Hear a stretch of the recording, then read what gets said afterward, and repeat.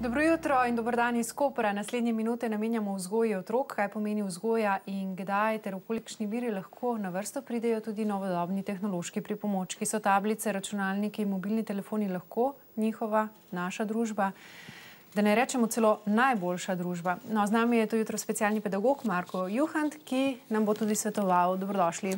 Dober dan. Torej, svetoval vsem vam, dragi gledalke in gledalci, ki boste poklicali in imeli konkretno vprašanje. Ne bomo mogli odgovoriti vsem, morda pa komu le. 0566 856 11 pa je naša telefonska številka. Mi pa že začenjamo z prvim vprašanjem. Se je sedaj v drugačnih časih definicija vzgoje kaj spremenila? Definicija pravzaprav ne, vendar ne ustreza več stanju. Zaradi tega, ker nekoč je to bilo usmerjeno delovanje odraslejših, zrelejših. Danes tudi sposobnejših. Danes starši, recimo, ker se računalnikov, tablic tiče, mnogi niso sposobnejši od svojih otrok. Želijo jim pa svetovati. In tukaj je zdaj ena velika zev, vmes razpoka, ki je težko premostljiva, posebej za starše. Torej, spreminjajo se okoliščine, v katerih živimo. Da. Kako torej vse te novodobna čudesa umestiti v življenje najmlajših? Pri najmlajših so odveč vse stvari, ki imajo baterije tja do 7. 8. leta starosti. Nobena stvar ni v redu, še celo toplomer ne, oni, kjer v sekundi izmerite, je že nekaj narobe, če ga potrebujete. Tako da čim dlje se da zdržati brez, otroci pa dajo občutek, da stvari potrebujejo zato, ker se z njimi primerjajo potem z ostalimi vrstniki. Otroci jih rabijo, starši morajo pa presoditi, da bi otroci to pač radi imeli, v resnici pa tega ne rabijo. Nekdo bi se nam rad pridružil živo. Dobro jutro, dober dan. Ja, dober dan, Marija pri telefonu.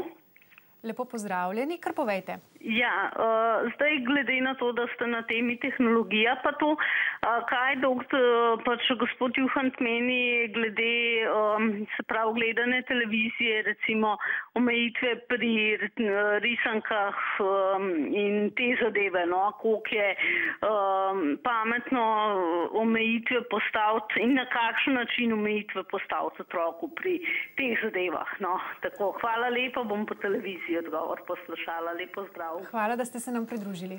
Ja, stvar je pravzaprav preprosta. Določiti je treba količino in kdaj. Z otrokom oceniti, katere oddaje si želijo gledati. Ne more pa to biti tako, da otrok pride domov, prižge televizijo in se vrtijo risanke cel dan, kot ozadje. Ker tam tudi ni selekcije. Nekatere predvsem vznemirajo otroka, že vznemirajo njegov živčni sistem, ker je preveč svetlobnih efektov, preveč glasbenih, teh zvočnih efektov in barvnih, ne samo po količini svetlobe, lahko izzovejo celo epileptični napad.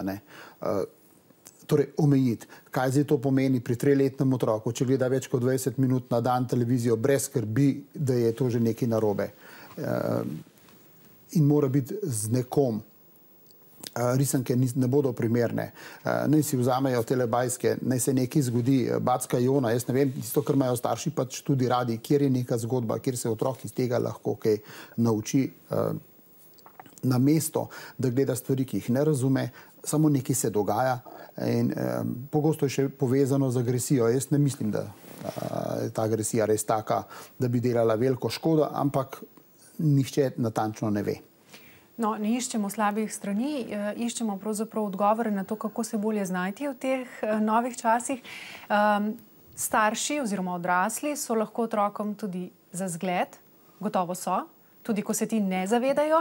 Odrasli ves čas hodimo naokrog po svetu s enim pametnim telefonom, če ne dvema. Pa še kaj drugega bi bilo, kaj se zgodi pa tudi v tistem primeru, ko do teh omejitev, ki jih je gospa omenjala, ne pride in vsi ti pripomočki postanejo otrokova najboljša družba. Ja, to je potem dejansko otrokova edina družba. Ni problem, da je otrok priklopljen na računalnik, na telefon. Problem je, da je odklopljen od resničnega življenja. Nima zveze z resničnim življenjem, nima resničnih stikov, vse je instant, vse je navidezno. In ko pride v resnično situacijo, kot je šola, v resnično situacijo kasneje, kot je iskanje zaposlitve, se mora soočiti z ljudmi, ki niso popolni. niso taki, kot si jih on predstavlja, da so. Ker vsakdo na svojem profilu sebe pokaže v najlepši in edini dobri, kvalitetni luči.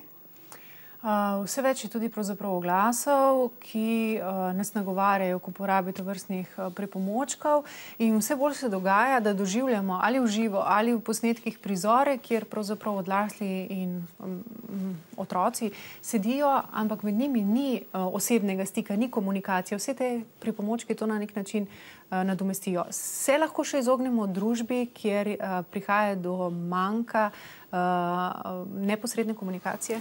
Lahko. Starši se morajo naučiti, kje se te naprave ugasnejo in kam jih odložijo. To je prvo. In drugo, mislim, da počasi bomo prišli do širšega zavedanja, tako kot imamo dan brez avtomobilov, dan brez alkohola, dan brez, bo, jaz upam, prišlo tudi do nekaj tednov, ne samo dni, do nekaj tednov brez tehnologije. To bi bilo res, tako za začetek je treba en teden vzeti, ne en dan brez avta, pa en dan brez telefona. Saj za mladostnike, za najstnike, mislim, da bi cela družina lahko zaključila na tak način, da jih pa ugasnemo in danes tisto, kar je dogovorjeno, rokov se držimo, dobimo se urejeno, konec. Na tak način, se veste, kaj se zgodi, ko zmanjka elektrike, družina se poveže. Morda bo to priložnost ravno med temi prazniki. Najlepša hvala za tole druženje in upamo, da v novem letu spet. Hvala za povabilo. Nasvidenje do četrtka, ko bomo Koprčani znova z vami. Še naprej vam želimo seveda prijeten dan tudi v naši družbi.